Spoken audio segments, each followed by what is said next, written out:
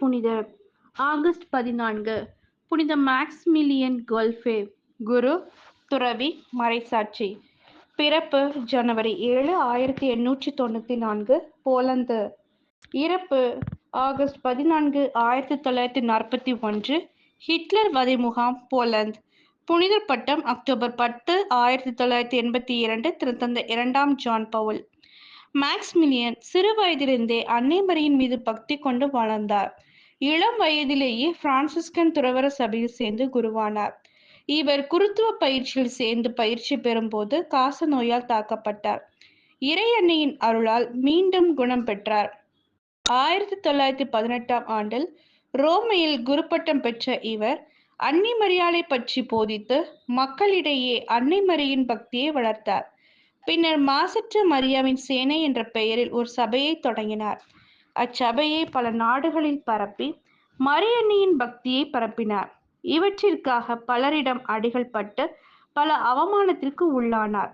மறைப்பணியாளராக Japan நாட்டிற்கு சென்றார். அங்கு திறம்பட நற்செய்தியை பறைசாற்றினார்.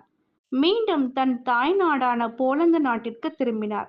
அப்போது போலந்து நாடு ஹிட்லரின் ஆட்சியால் பிடிபட்டது. அச்சமயத்தில் மூண்ட உலகப் போரில் மேக்ஸ்மிலியனும் ஹிட்லரிடம் பிடிபட்டார். சிறையில் அடைக்கப்பட்டார். சிறை வாழ்வின் போது தன்னுடன் இருந்த மற்றவர்களிடம் மிக அன்பாக நடந்து கொண்டார்.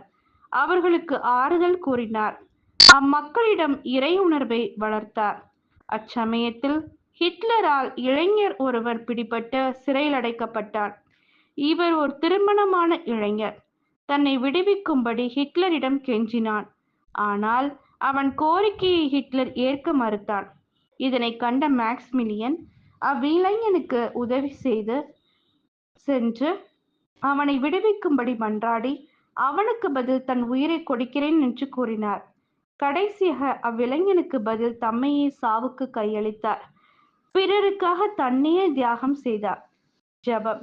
தியாகத்தின் மறுவுருவே எம் தலைவா, மக்கள் பாவ வாழ்விலிருந்து மீட்படைய நீர் சிலுவை சாவில் உயிரை தியாகம் செய்தீர். தன் நண்பருக்காக உயிரை கொடுப்பது சிறந்த அன்பு என்று கூறி மற்றவர்களுக்காக வாழ அழைத்தீர்.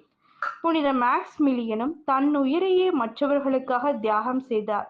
அவர்களின் முன்மாதிரியான வாழ்வை பின்பற்றி நாங்கள் வாழ எமக்கு அருளை தந்திரலும். ஆமென்.